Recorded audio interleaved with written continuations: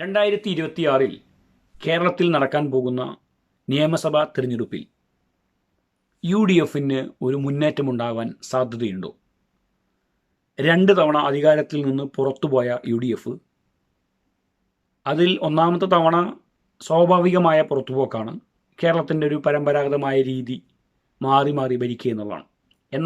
എന്നാൽ രണ്ടാമത്തെ തവണ അത് കേരളത്തിൻ്റെ ചരിത്രത്തിൽ സംഭവിക്കാത്ത ഒന്നാണ്. അപ്പോൾ അതുകൊണ്ട് തന്നെ പ്രത്യേകിച്ച് LDF UDF മുന്നണി എന്ന നിലയിൽ അച്യുതമേനോൻ സർക്കാരിൻ്റെ കാലഘട്ടത്തിൽ അത്തരത്തിലുണ്ടായിട്ടുണ്ടെങ്കിലും അന്നത്തെ രാഷ്ട്രീയ സാഹചര്യങ്ങൾ മറ്റൊന്നായിരുന്നു. എന്നാൽ ഈ വരുന്ന 2026 തെരഞ്ഞെടുപ്പിൽ മൂന്നാമതും ഒരു തോൽവി UDFനുണ്ടാകുമോ? നിലവിലെ സാഹചര്യത്തിൽ 2024 ഈ കഴിഞ്ഞ ലോക്സഭാ പൊതു തെരഞ്ഞെടുപ്പിൽ ഒരു മിന്നുന്ന വിജയമാണ് UDFനെ സംബന്ധിച്ചിടത്തോളം ഉണ്ടായത്. പിന്നീട് ഇന്ന് നടന്ന പഞ്ചായത്ത് തിരഞ്ഞെടുപ്പുകളിലും തെരഞ്ഞെടുപ്പുകളിൽ വലിയ മുന്നേറ്റം ഉണ്ടാക്കാൻ സാധിച്ചിട്ടുണ്ട്. പാലക്കാട് നടന്ന നിയമസഭാ തെരഞ്ഞെടുപ്പിലും ചേലക്കരയിലും വയനാട്ടിലും തത്വത്തിൽ നമ്മൾ നോക്കുമ്പോൾ UDFന് അനുകൂലമായൊരു സാഹചര്യമാണ്. എന്നാൽ 2026 നിയമസഭാ തിരഞ്ഞെടുപ്പിൽ ഈ വിജയം ആവർത്തിക്കാൻ കഴിയുമോ എന്നതാണ് ചോദ്യം. സംഭവം വളരെ കൃത്യമാണ്. വലിയ നിലയിലുള്ള ഭരണവിരുദ്ധ വികാരം സംസ്ഥാന ഗവൺമെൻറ്റിനെതിരായിട്ടുണ്ട്, കേന്ദ്ര ഗവൺമെൻറ്റിനെതിരായിട്ടും വികാരമുണ്ട്. പക്ഷെ ഒരു തെരഞ്ഞെടുപ്പ് വരുമ്പോൾ ജനങ്ങൾ വോട്ട് ചെയ്യുമ്പോൾ ഇതെല്ലാം പൂർണ്ണമായും പ്രതിഫലിക്കാറുണ്ടോ എന്നുള്ളതാണ്. ഇപ്പോൾ 24 തെരഞ്ഞെടുപ്പിൽ, പാർലമെൻറ്റ് തെരഞ്ഞെടുപ്പിൽ UDFന് മുന്നേറ്റമുണ്ടായി. എന്നാൽ 2019 പാർലമെൻറ്റ് തെരഞ്ഞെടുപ്പിലും UDF മുന്നേറ്റമായിരുന്നു. അവിടുന്ന് 1.5 വർഷം 2 വർഷത്തിനടുത്ത് കഴിഞ്ഞ് നടന്ന നിയമസഭാ തെരഞ്ഞെടുപ്പിൽ 2 വർഷം കഴിഞ്ഞ് നടന്ന നിയമസഭാ തെരഞ്ഞെടുപ്പിൽ LDFന് അട്ടിമറി വിജയമുണ്ടായി എന്നുള്ളതാണ്. അന്നും ഭരണവിരുദ്ധ വികാരമുണ്ടായിരുന്നു. അന്നും ഒട്ടേറെ ആരോപണങ്ങളുണ്ടായിരുന്നു. കേരളത്തിലെ മികച്ച പ്രതിപക്ഷ നേതാക്കന്മാരിൽ ഒരാളായി രമേശ് ചെന്നിത്തല നിരവധിയായിട്ടുള്ള ആരോപണങ്ങൾ ഉയർത്തിക്കൊണ്ടുവരികയും, രമേശ് ചെന്നിത്തല ഉയർത്തിക്കൊണ്ടുവന്നല്ല, അദ്ദേഹം കൊണ്ടുവന്ന ആരോപണങ്ങൾ, അഴിമതി ആരോപണങ്ങൾ ശരിവെക്കും വിധം ഗവൺമെൻറ് ആ ഉത്തരവുകൾ തന്നെ പിൻവലിച്ചുകൊണ്ട് ഓടി രക്ഷപ്പെടുന്ന സാഹചര്യമാണ് ഉണ്ടായിരുന്നത്. എന്നാൽ ഇതൊക്കെ പ്രചരണം നടത്തിയിട്ടും 21 നിയമസഭാ തെരഞ്ഞെടുപ്പിൽ LDFൻ്റെ മുന്നേറ്റമാണ് ഉണ്ടായത്. വോട്ടെണ്ണി തുടങ്ങി ഏകദേശം 1 മണിക്കൂർ കഴിയുന്നതുവരെയും കേരളത്തിൻ്റെ മുഖ്യമന്ത്രി പദം സ്വപ്നം കണ്ടിരുന്നു രമേശ് ചെന്നിത്തല എന്നുള്ളതാണ്.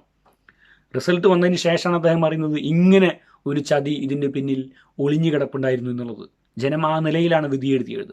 അങ്ങനെ നോക്കുമ്പോൾ 24 തെരഞ്ഞെടുപ്പ് കഴിയുമ്പോഴും LDFന് അനുകൂലമായ രീതിയിൽ ജനങ്ങൾ എന്തുകൊണ്ട് ചിന്തിക്കില്ല എന്ന് നമുക്ക് സ്വാഭാവികമായും വിലയിരുത്താവുന്നതാണ്. ചില കാരണങ്ങളുണ്ട്. 2006 അച്യുതാനന്ദൻ ഗവൺമെൻറ് നിലനിൽക്കുമ്പോഴാണ് കേരളത്തിൽ മണ്ഡല പുനർനിർണയം ഉണ്ടാകുന്നത്, ഡീലിമിറ്റേഷൻ ഉണ്ടാകുന്നത്. അതിനുശേഷം ഏറെക്കുറെ ഒരു 50 മുതൽ 60 സീറ്റുകൾ വരെ ഇടതുപക്ഷത്തിന് കൃത്യമായി വിജയിക്കാൻ കഴിയുന്ന രീതിയിലാണ് ആ മണ്ഡല പുനർനിർണയം ഡിസൈൻ ചെയ്തിരിക്കുന്നത്. ഡീലിമിറ്റേഷൻ ഡിസൈൻ ചെയ്തിരിക്കുന്നത് അങ്ങനെയാണ്. അത് LDFനെ സംബന്ധിച്ചിടത്തോളം വലിയ ഒരു മുതൽക്കൂട്ടാണ്. ഏത് പ്രതിസന്ധി ഘട്ടത്തിലും വിജയിക്കാൻ കഴിയുന്ന 50 മുതൽ 60 വരെ സീറ്റുകൾ LDF ഉറപ്പിച്ചു നിർത്തിയിരിക്കുന്നു മണ്ഡല പുനർനിർണയത്തിന് ശേഷം എന്നുള്ളതാണ് ഒന്നാമത്തെ ഘടകം. അതുകൊണ്ടാണ് 2011 തെരഞ്ഞെടുപ്പിൽ ഉമ്മൻചാണ്ടി ഗവൺമെൻറ് അധികാരത്തിൽ വന്നപ്പോൾ പോലും കേവലം 72 സീറ്റുകൾ മാത്രം നേടാനേ UDFന് കഴിഞ്ഞുള്ളൂ. അത് ഈ ഡീലിമിറ്റേഷന് ശേഷം ഉണ്ടായിട്ടുള്ള സാഹചര്യമാണ്. മറ്റൊന്ന്, ഏത് തരത്തിലുള്ള ഗവൺമെൻറ് വിരുദ്ധ വികാരം ഉണ്ടാകുമ്പോഴും അതിനെ മറികടക്കാൻ കഴിയുന്ന ഒരു പൊതു തെരഞ്ഞെടുപ്പ് ശൈലി CPMൻ്റെ LDFൻ്റെ സംഘടനാ സംവിധാനം പൊതുവെ രൂപപ്പെടുത്തിയെടുക്കാറുണ്ട്. അത് ഈ നിയമസഭാ തെരഞ്ഞെടുപ്പിലും ഉണ്ടാകും.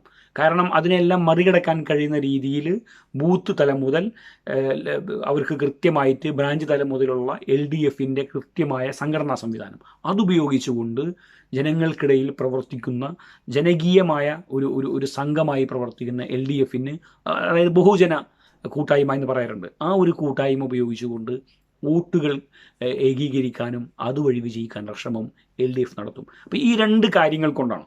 ഒന്ന്, മണ്ഡല പുനർനിർണയവുമായി ബന്ധപ്പെട്ടിട്ടുള്ള LDFന് അനുകൂലമായ സാഹചര്യം. മറ്റൊന്ന്, അവരുടെ സംഘടനാ സംവിധാനം ഉപയോഗിച്ചുകൊണ്ടുള്ള കൃത്യമായ തെരഞ്ഞെടുപ്പ് പ്രവർത്തനം നടത്താനുള്ള CPMൻ്റെ ഈ 2 കാര്യങ്ങൾ. ഇത് രണ്ടും ഭരണവിരുദ്ധ വികാരത്തെ മറികടക്കാൻ കഴിയുന്ന രീതിയിൽ എപ്പോഴും LDFന് പ്രയോഗിക്കാൻ കഴിയുന്നതാണ് കേരളത്തിൽ. അതുകൊണ്ട് തന്നെ AKG സെൻറ്ററിൽ ഈ ഘട്ടത്തിലൊക്കെ തന്നെയും വലിയ പൊതുവികാരം തങ്ങൾക്കെതിരാണെന്ന് പറയുമ്പോൾ പോലും ഞാൻ ഉറപ്പിച്ചു പറയുന്നു, AKG സെൻറ്ററിനകത്തുള്ളവർ സന്തോഷിക്കുകയാണ്. അവർക്ക് 26ലും അധികാരത്തിൽ വരാൻ കഴിയും ഞാൻ ഈ പറഞ്ഞ കാര്യങ്ങൾ കൊണ്ട്. മറ്റൊരു കാര്യം കൂടിയുണ്ട്. ആ കാര്യം പക്ഷേ ഇപ്പോൾ അത് CPM-നെതിരാണ് എന്നുള്ളതാണ് ഇപ്പോൾ CPM പെട്ടുകിടക്കുന്ന ഏറ്റവും വലിയ പ്രശ്നം. അത് ഏതാണെന്ന് ചോദിച്ചു കഴിഞ്ഞാൽ BJPക്ക് ഉണ്ടാകുന്ന വോട്ട് വളർച്ചയാണ്. അത് 2016 ഘട്ടത്തിലൊക്കെ തന്നെയും ആ വോട്ട് വളർച്ച മുന്നോക്ക വിഭാഗങ്ങളായിരുന്നു BJPയിലേക്ക് ആകൃഷ്ടരായിരുന്നത്. അത് എന്നും എക്കാലത്തും UDFൻ്റെ കോൺഗ്രസിൻ്റെ വോട്ടുകളായിരുന്ന ആ മുന്നോക്ക വിഭാഗം BJPയിലേക്ക് പോയത് സ്വാഭാവികമായിട്ടും എന്തുണ്ടായിട്ടുണ്ട്, അത് UDFനെ വലിയ നിലയിൽ ബാധിച്ചിട്ടുണ്ട്. എന്നാൽ 21 കഴിയുമ്പോൾ ഇപ്പോൾ 24 എത്തി നിൽക്കുമ്പോൾ ഇപ്പോൾ BJPക്ക് കൂടിക്കൊണ്ടിരിക്കുന്ന വോട്ടുകൾ അത് ഇടതുപക്ഷത്തിൻ്റെ കോട്ടയിൽ നിന്നാണ്, ഇടതുപക്ഷത്തിൻ്റെ കാലിനടിയിൽ നിന്നാണ് മണ്ണ് പോയിക്കൊണ്ടിരിക്കുന്നത് എന്നുള്ളതാണ്. അപ്പോൾ അതുകൊണ്ട് തന്നെ ഇപ്പോൾ BJPക്ക് വോട്ട് കൂടുന്നത് CPM അത്ര ഇഷ്ടപ്പെടുന്നില്ലെന്ന് മാത്രമല്ല, ഇപ്പോൾ ഈ ഘട്ടത്തിൽ BJP വർദ്ധിപ്പിക്കുന്ന വോട്ടുകൾ സ്വാഭാവികമായും ഇടതുപക്ഷത്തിന് നഷ്ടമുണ്ടാക്കുന്നു എന്നുള്ളത് 24-ലെ ഒരു സവിശേഷമായ സാഹചര്യമാണ്. അപ്പോൾ ഭരണവിരുദ്ധ വികാരം ഉണ്ട്. അതിനെ മറികടക്കാൻ സംഘടനാ സംവിധാനം ഉപയോഗിക്കും. മണ്ഡലത്തിൽ ഓൾറെഡി CPM-നുള്ള ശക്തി ഉപയോഗിക്കും. മണ്ഡല പുനർനിർണയത്തിൻ്റെ ആ ഒരു ഗുണം അവർക്ക് ലഭിക്കും. ഇതൊക്കെ പറയുമ്പോൾ പോലും ഭരണവിരുദ്ധ വികാരത്തിൻ്റെ അടിസ്ഥാനത്തിൽ വലിയ നിലയിൽ ജനങ്ങൾക്ക് ഈ ഗവൺമെൻറ്റിനോട് വികാരമുണ്ട്. കാരണം ഒന്ന്, ജനക്ഷേമ പ്രവർത്തനങ്ങളാണ് രണ്ടാം പിണറായി ഗവൺമെൻറ് വരാൻ കാരണം. കോവിഡ് കാലത്ത് A ആണോ B ആണോ നല്ലതെന്നൊന്നും നോക്കാൻ ജനങ്ങൾ നിന്നില്ല. കിറ്റ് കിട്ടി, നല്ല രീതിയിലുള്ള സഹായങ്ങൾ കിട്ടി. ജനങ്ങൾക്ക് തോന്നി, സർവ്വസാധാരണക്കാരായ മനുഷ്യർക്ക് തോന്നി ഇതാണൊരു മികച്ച ഗവൺമെൻറ്റും തോന്നി. അവർ ആ ഗവൺമെൻറ് വോട്ട് ചെയ്തു. എന്നാൽ ഇപ്പോൾ ക്ഷേമ പെൻഷനുകൾ പോലും 7 മാസമായിട്ട് മുടങ്ങിക്കിടക്കണം. പല ആളുകളെ സംബന്ധിച്ചിടത്തോളം ഈ 1600 രൂപ എന്ന് പറയുന്നത് അവരുടെ മരുന്നിന് പോലും തികയില്ല. ഇപ്പോൾ 3000 രൂപ ഒരു മാസം മരുന്നിന് വരും എങ്കിൽ ആ 1600 കിട്ടിയാൽ ബാക്കി 1400 വേണ്ടിയേ ആരെങ്കിലും എന്ത് കാര്യമുള്ളൂ, ആശ്രയിക്കേണ്ട കാര്യം അവർക്കുള്ളൂ. പക്ഷെ അതേ ഘട്ടത്തിൽ ഇപ്പോൾ 7 മാസമായി നിൽക്കുന്നില്ല എന്നുള്ളതാണ്. അതുപോലെ തന്നെ ആരോഗ്യ ഇൻഷുറൻസ് പദ്ധതിയൊന്നും കൃത്യമായി പ്രവർത്തിപ്പിക്കാൻ കഴിയുന്നില്ല. ഉമ്മൻചാണ്ടി ഗവൺമെൻറ് കാലത്ത് KM മാണി കൊണ്ടുവന്ന കാരുണ്യ ബെനഫലൻ്റ് ഫണ്ട് പോലെയുള്ള പ്രവർത്തനങ്ങൾ വലിയ നിലയിൽ വലിയ അസുഖമുള്ള ആളുകൾക്ക് പോലും 3 ലക്ഷം 5 ലക്ഷം രൂപയുടെയൊക്കെ സഹായം ലഭിച്ചിരുന്ന ഘട്ടത്തിൽ അതെല്ലാം അങ്ങനെയുള്ള ഒട്ടേറെ പ്രശ്നങ്ങളുണ്ട്. അത് മറ്റൊരു വിഷയമാണ്, മറ്റൊരു സമയത്ത് ചർച്ച ചെയ്യേണ്ടതാണ്. അപ്പോൾ ഇങ്ങനെയുള്ള ഗവൺമെൻറ് വിരുദ്ധമായിട്ടുള്ള ജനങ്ങൾക്കിടയിൽ ഗവൺമെൻറ്റിനെതിരായിട്ടുള്ള വലിയ ഒരു ഇത് നിലനിൽക്കുന്നുണ്ട്. പക്ഷെ അത് എത്രത്തോളം UDFനെ വോട്ടാക്കി മാറ്റാൻ കഴിയും? കാരണം അപ്പുറത്ത് BJP ഉണ്ട്. പല മണ്ഡലങ്ങളിലും BJP ജയിക്കാൻ സാധ്യതയുണ്ട് എന്ന തോന്നൽ ഇപ്പോൾ തന്നെ വന്നിട്ടുണ്ട്. അപ്പോൾ BJP ജയിക്കാൻ സാധ്യത തോന്നുമ്പോൾ പരമ്പരാഗതമായി BJPക്ക് വോട്ട് ചെയ്യാത്ത ആളുകൾ പോലും വ്യക്തിയെ നോക്കിയും മറ്റുമൊക്കെ പുതിയ രാഷ്ട്രീയ കാലാവസ്ഥയിൽ BJPക്ക് വോട്ട് ചെയ്യാൻ പാകപ്പെടുന്നു എന്നുള്ളതാണ്.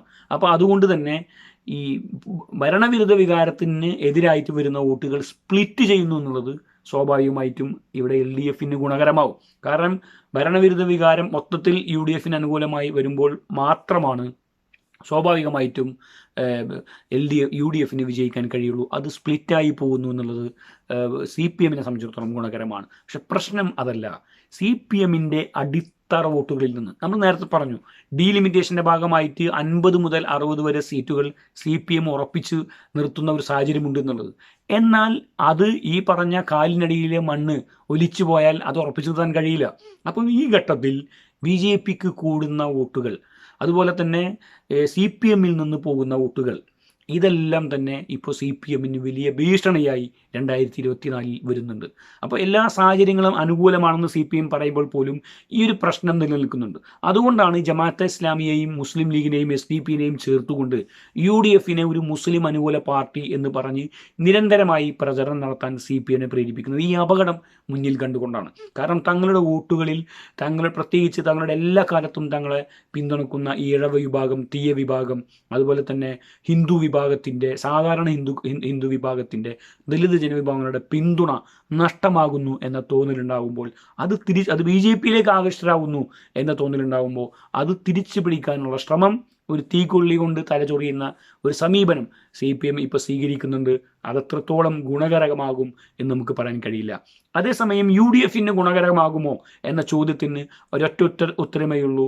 VD സതീശൻ എന്ന് പറയുന്ന പ്രതിപക്ഷ നേതാവിന് ജനങ്ങൾക്കിടയിൽ ഒരു സ്വീകാര്യത ലഭിക്കുന്നുണ്ട്. പക്ഷെ അത് സാമുദായിക സംഘടനകൾക്കിടയിൽ വേണ്ട നിലയിൽ ലഭിക്കുന്നില്ലെങ്കിലും ഒരു പ്രതിപക്ഷ നേതാവെന്ന രീതിയിൽ ജനങ്ങളുടെ പൂർണ്ണമായ പിന്തുണ ഒരു പരിധിവരെ ആർജിക്കുവാൻ UDF ഈ ഘട്ടത്തിൽ കഴിഞ്ഞിട്ടുണ്ട്.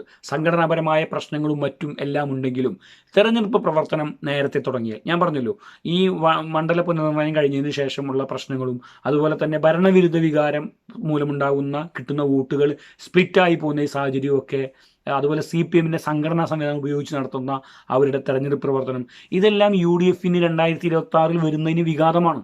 ഒരു ഘട്ടത്തിൽ ഒരു പക്ഷേ LDF തന്നെ വീണ്ടും വരുന്ന സംഭവം ഉണ്ടാകാനുള്ള സാധ്യത വളരെ കൂടുതലാണ്. അപ്പം അതിനെ മറികടക്കാനുള്ള സ്ട്രാറ്റജി എന്ന് പറയുന്നത് UDF ശക്തമായി പ്രവർത്തിക്കുക എന്നുള്ളതാണ്.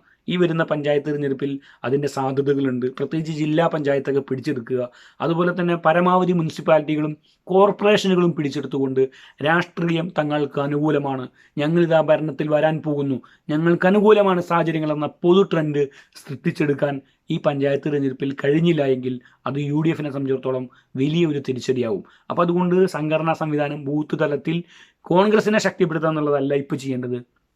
ഈ ഘട്ടത്തിൽ ചെയ്യേണ്ടത് ബൂത്ത് തലത്തിൽ UDF സജീവമാക്കി നിർത്തുക.